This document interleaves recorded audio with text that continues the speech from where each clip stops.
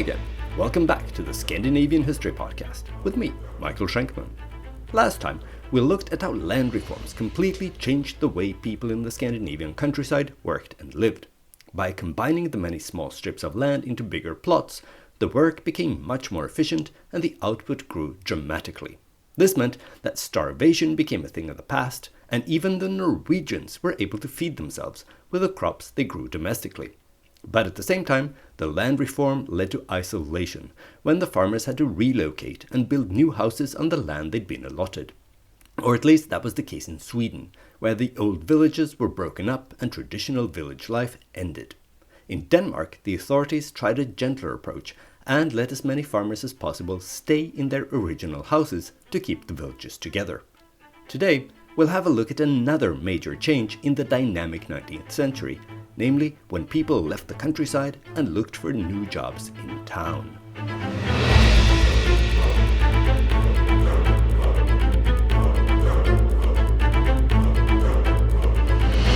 Episode 136, Steam, Steel and Bacon.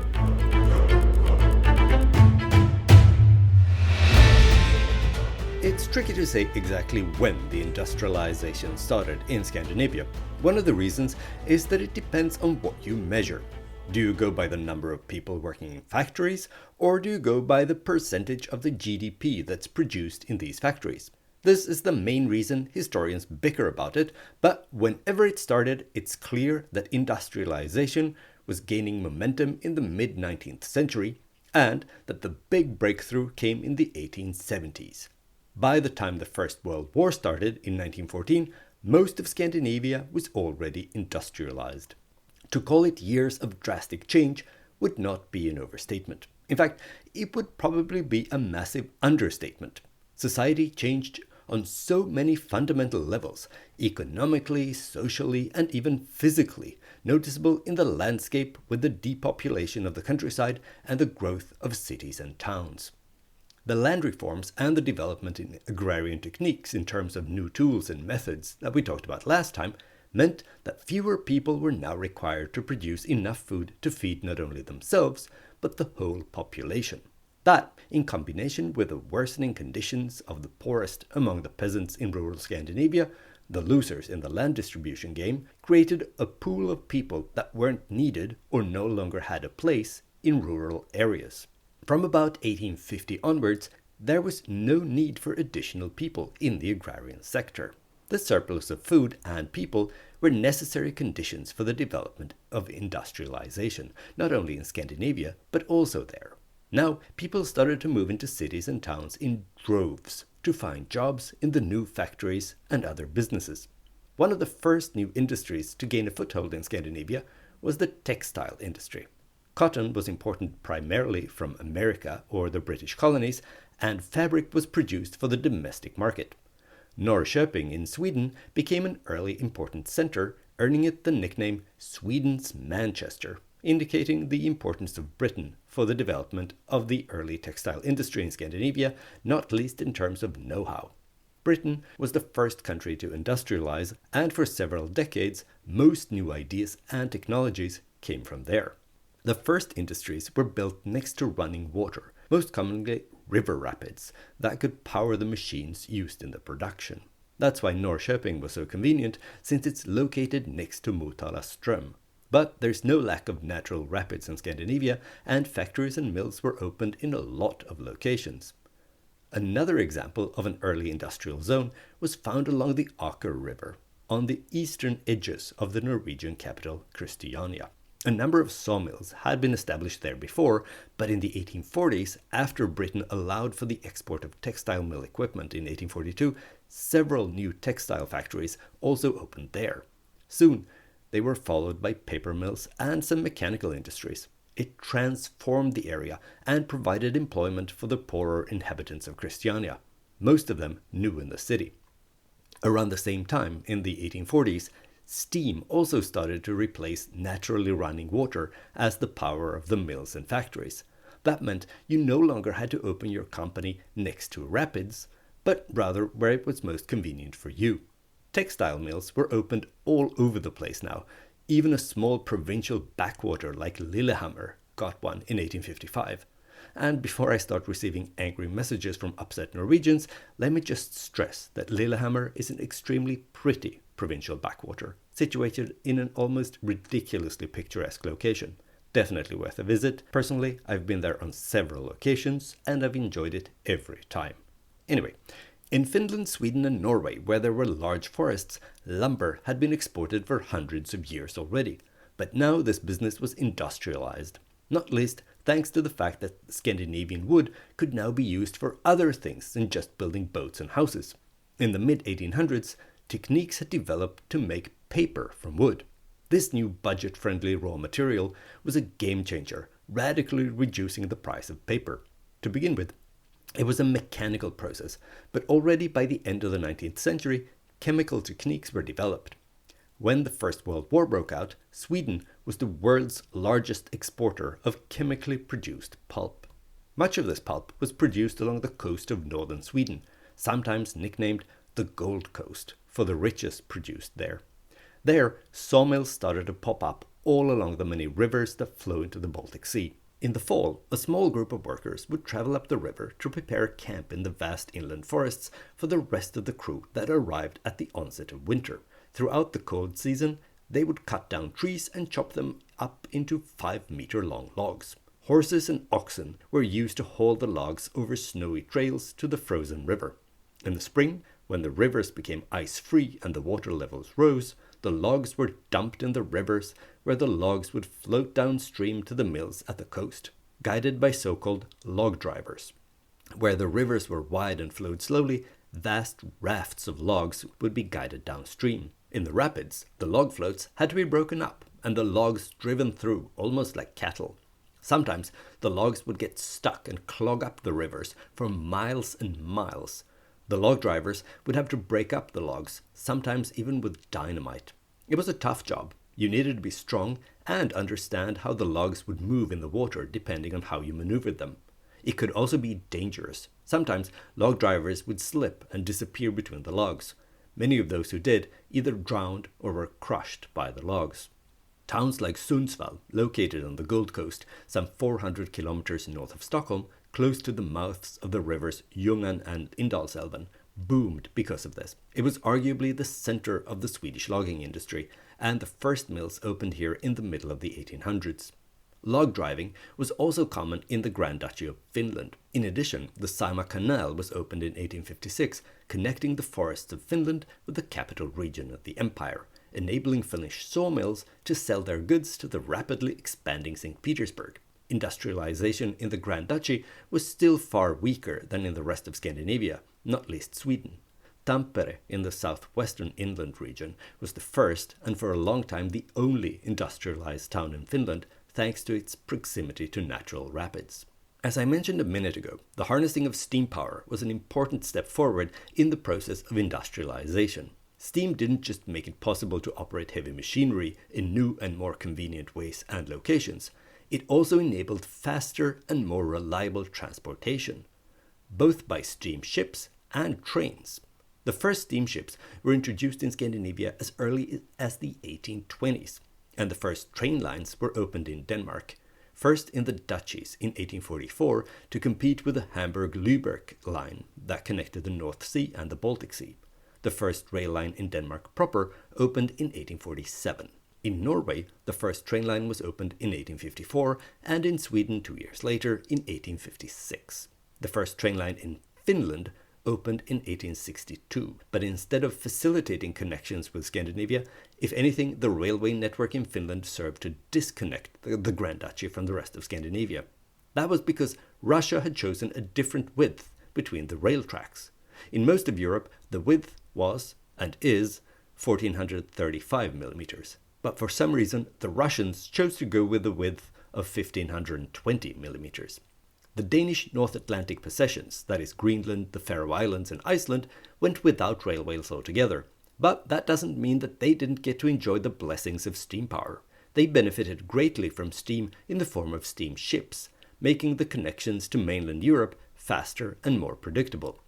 So, obviously all these new inventions created the basis for the Industrial Revolution, but it was helped along by a number of political decisions as well. For example, one important decision was the abolition of the guild system. Ever since medieval times, the various artisans in a town or a city had formed a guild, controlling who could work in their field and sell their goods in that particular place. There'd be a shoemaker's guild, a tailor's guild, a butcher's guild, a baker's guild, etc. This created a privileged situation for those few on the inside, protecting them from the competition of the free market, keeping the prices up and sometimes the quality down, since the consumers had no alternative. They had to buy what the guild members sold, and only the guild members, because they controlled the market. To become a master artisan and a member of the guild with the right to make and sell your goods, you had to work in another master's workshop for years learning your trade. Oftentimes, you'd also live in the master's household. The apprentice had to remain unmarried until he achieved master status, and that usually took a long time. And just because you mastered your craft, that wasn't a guarantee to become a master. It was a necessary starting point, sure, but you'd only become a master when, or if, the guild decided to accept you, not because your skills were good enough. You could be the best shoemaker in town, but unless the guild recognized you, you were forbidden from working independently. This all changed in the mid-1800s when the guilds were scrapped, setting the competition free. It was a great boon for regular people who all of a sudden could buy cheaper goods from anyone they liked, including factory-made goods. Other new laws were also introduced, allowing for the establishment of stock companies with limited liability for the shareholders, meaning that if a business went bankrupt, you'd only lose the money you'd paid for the stocks. You didn't risk personal ruin.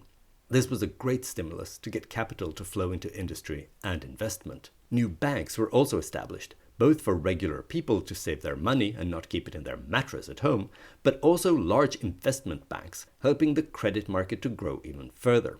This was especially true in Sweden. It was actually the only Scandinavian country where capital was readily available in any larger quantities, especially thanks to the Wallenberg family and their bank Enskilda Banken. That made it possible to build up industries, large international companies, and financial empires in Sweden in a way that didn't really happen elsewhere in Scandinavia. In Norway, they had Norsk Hydro, but that company was unique in the Norwegian context and based in Swedish capital provided by the Wallenbergs. In Sweden, on the other hand, there were a bunch of companies like that. Ericsson, ASEA, and SKF, for example. This imbalance in available capital eventually created structural differences between Sweden and the other Scandinavian economies and societies that lasted for generations, well into the 20th century. Even though the industrialization of Scandinavia had begun already in the mid-1800s, it was only a few decades later that things really started to change. Some call it a second wave of industrialization, but you could also look at it as a sort of leveling up. This new wave was most keenly felt in Norway and Sweden. In Denmark, things were a little more gradual, and in Finland, everything was delayed. In the 1870s, so before the second wave, only 21% of Danes, 19% of Norwegians, and 13% of Swedes worked in industry, including even small-scale manufacturing. Agriculture and fishing were still the main events, with 44% of the Danes, 54% of Norwegians, and 72% of Swedes still making their living in one of those traditional ways. But then the second wave hit, and things changed rapidly. In 1910, about a quarter of all Norwegians and Swedes worked in industry. Denmark was still the most industrialized country, but it had only seen a 6 percentage point increase to 27%.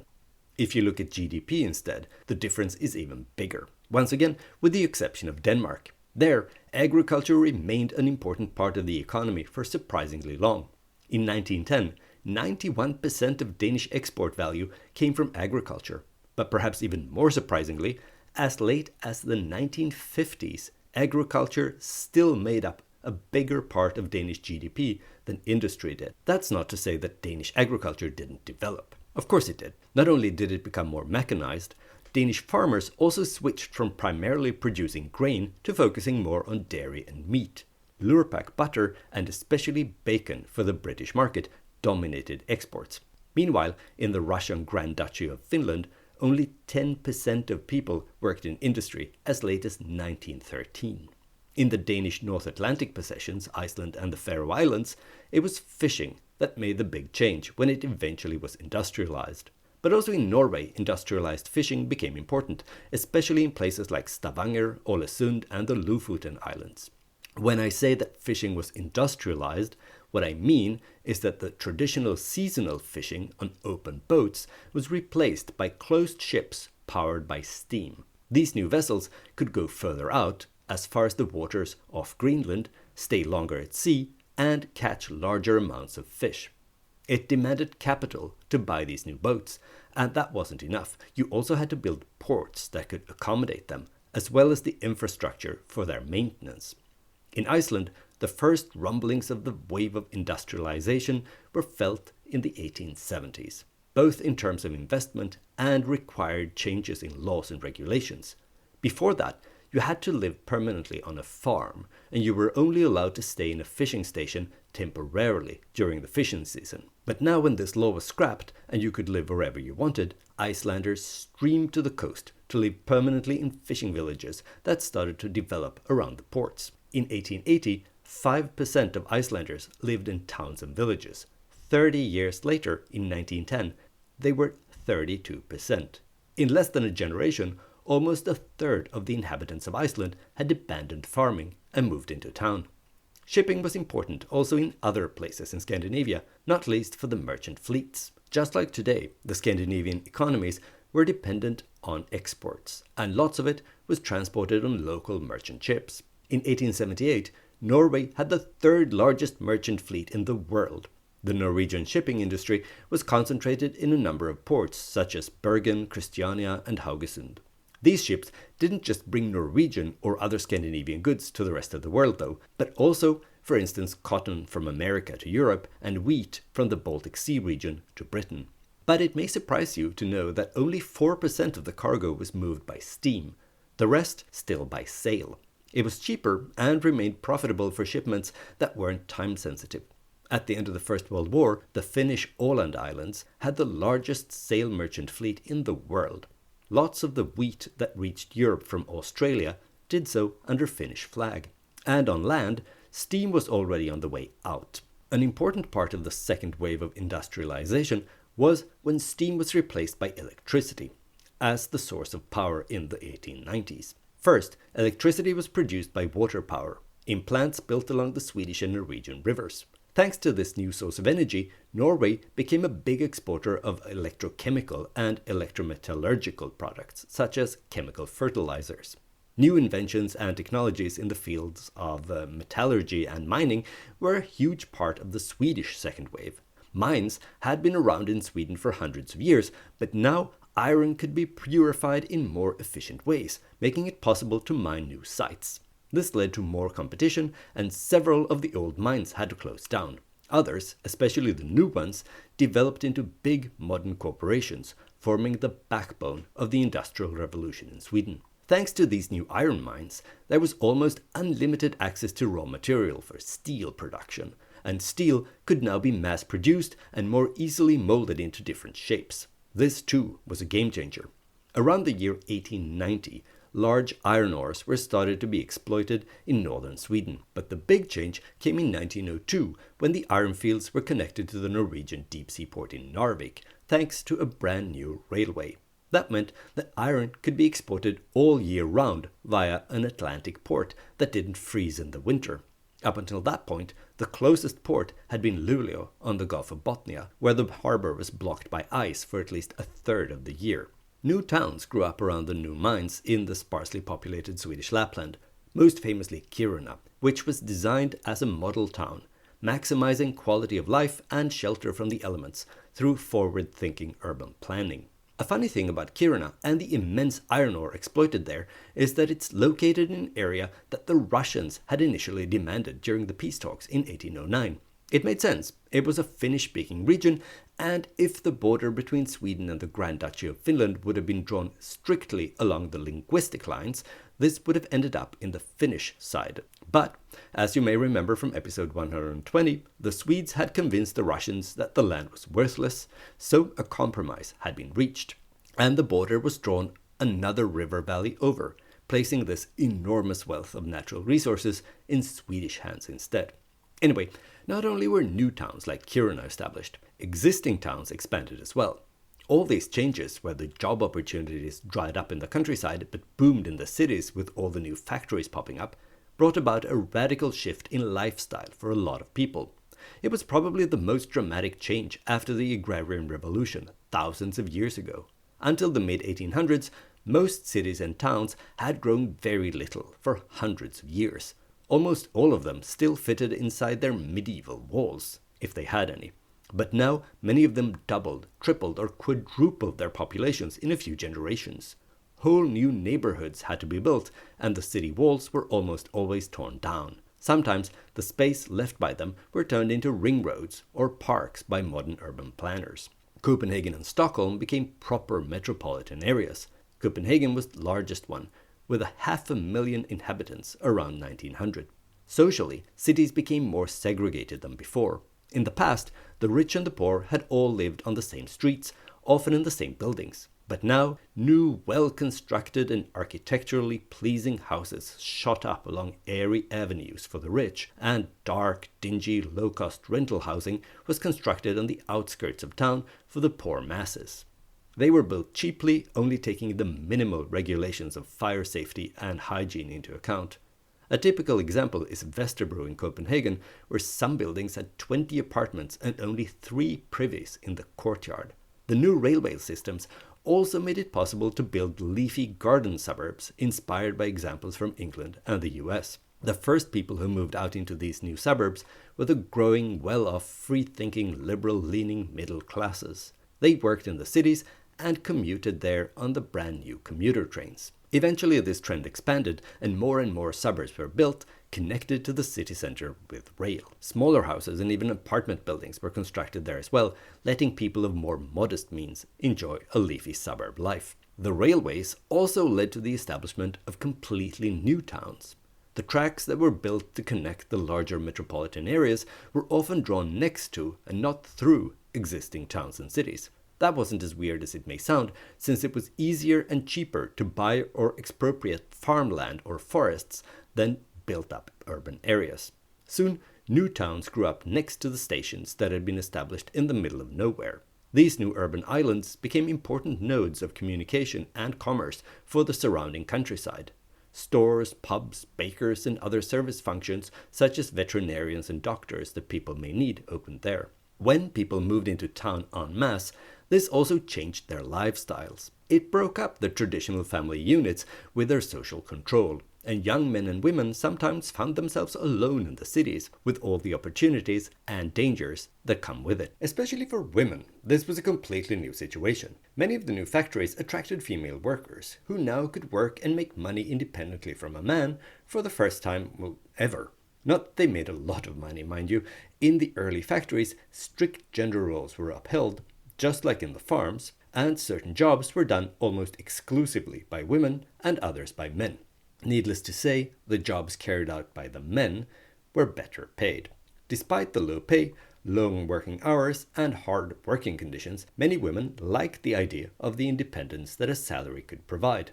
The number of unmarried mothers grew drastically in the second half of the 19th century, and even though hardly all of these mothers were single by choice, you no longer needed a man to get by. And even if you did have a man, you didn't necessarily have to marry him. The number of couples who lived together without making it official and getting married ballooned at this time, albeit from quite low numbers. These changes, especially living in sin and having children out of wedlock, worried not only the parents of these women, but also the religious authorities and other conservatives, who feared the unraveling of the fabric of society itself when social control weakened. But no amount of hand-wringing and condemnations from pulpits and editorial pages could stop the process of industrialization and urbanization, and the societal and cultural changes this process brought with it. But we shouldn't exaggerate. Despite the existence of freer women and single mothers, this was still a marginal phenomenon. Women did find employment more than ever before, but the ideal was still to get married. And when a woman did marry, she was expected to stop working. A married woman was still expected to focus on taking care of the home and the children. That was the main reason, or at least the main justification, for men being paid more than women. A man was supposed to support a whole family on his salary, whereas a working woman was assumed to be single and not having too many expenses. In the early days of industrialization, children would also work in the factories.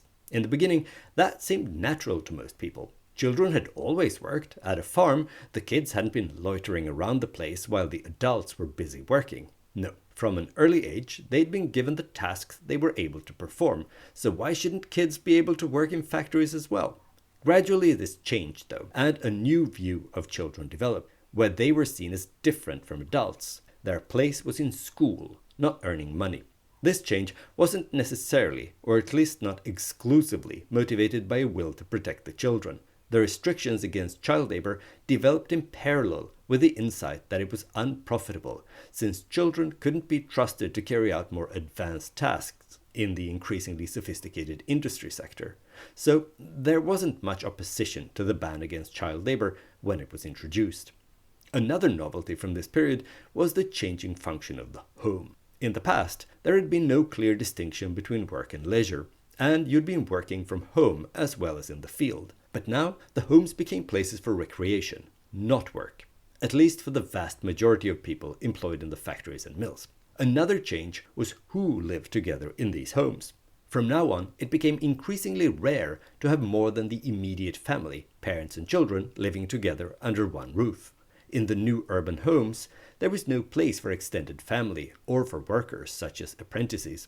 The upper middle classes would still have a maid, but it became increasingly rare to have live-in servants. But that did not mean that the homes were quiet places. The 19th century was the age of large families. People still had the same number of children as before, birth control being forbidden and religious ideals about going forth and populating the earth still being widespread at the time. But child mortality rates had dropped sharply since there was now more and better food available. Advances in medicine also helped keep children alive, not least the introduction of vaccines. So an unprecedented number of children survived. It took a few years until the birth rate started to drop too. That only happened in Norway around the 1890s and in Denmark in the 1910s. So in the meantime, the population grew rapidly. As I just mentioned, conservatives had been among the first to warn about the new lifestyle of the factory workers. But they didn't just worry about looser morals, as modern people may be tempted to think. They actually also worried about the quality of life of the working masses. It was a tough, dangerous and unsanitary environment. Intellectuals and politicians pointed to the situation in England, where large numbers of the factory workers now lived under appalling conditions in slums.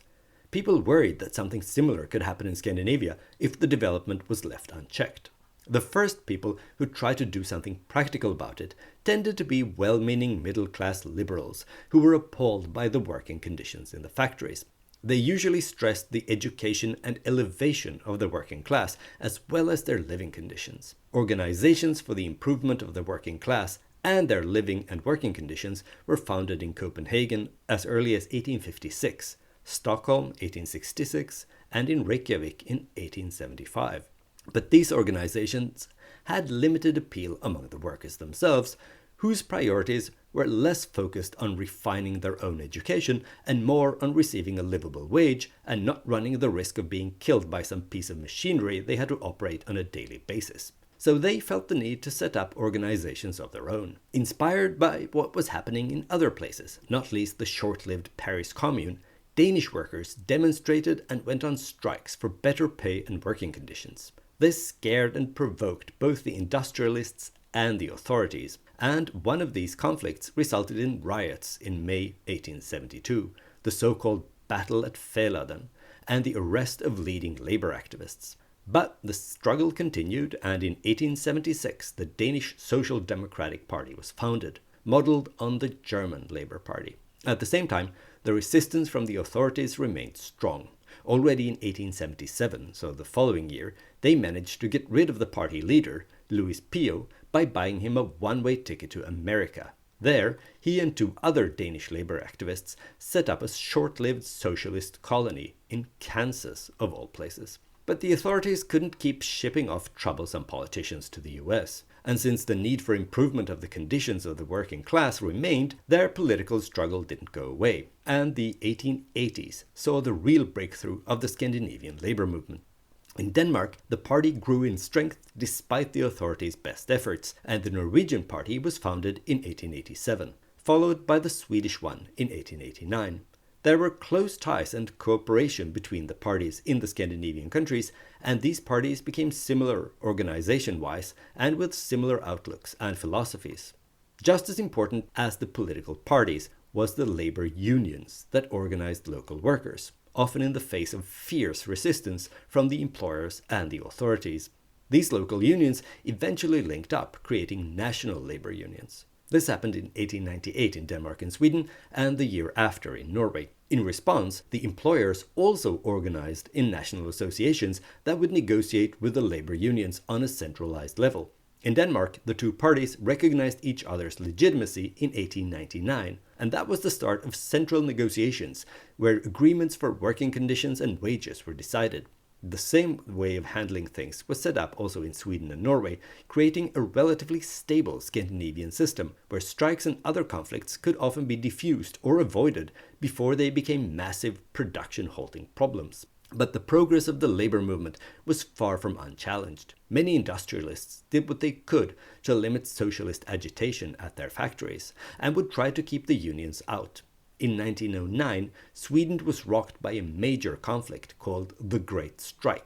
It ended with the defeat of the labor movement, and it took them several years to recover, since many disillusioned workers left, thinking the unions were powerless to bring about meaningful improvements. Still, the Scandinavian labor movement was usually pretty tame, turning reformist at an early stage. One possible reason for this was that the movement became dominated by skilled workers early on. They had clout and could negotiate their way to a better life. They didn't want revolution, violence, rivers of blood, and that sort of thing. The revolutionaries and communists who wanted to go further broke away and started their own, more radical parties and labor unions, but they never became popular mass movements. The Finnish labor movement was different. In Finland, where the Tsarist repression was stronger than the ultimately ineffective activities of the Danish and Swedish authorities, the workers were more vulnerable and also more desperate. So in Finland, the workers tended to be more radical, more left-wing, and more revolutionary. Despite the repression, the Finnish socialists founded a party in 1899 and a national labor union in 1907. In Iceland, a labor party and a union weren't established until 1916, during the First World War. By then, the labor movement in Denmark, Norway, and Sweden had already become central players in national politics. Step by step, the authorities and employers had been forced to accept organized labor. I hope you enjoyed this episode of the Scandinavian History Podcast. If you did, please consider leaving it a stellar review, or at least 5 stars, on Apple Podcasts or Spotify. This is an excellent way to attract new listeners and to support the show.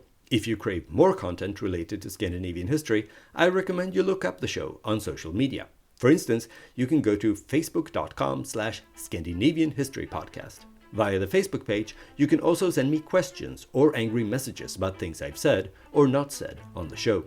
If you prefer the social media platform formerly known as Twitter, you can follow me and send me messages at Schenkman. That's SHAINKMAN. And if you've abandoned it in favor of Blue Sky, you can find me there as well. I look forward to hearing from you.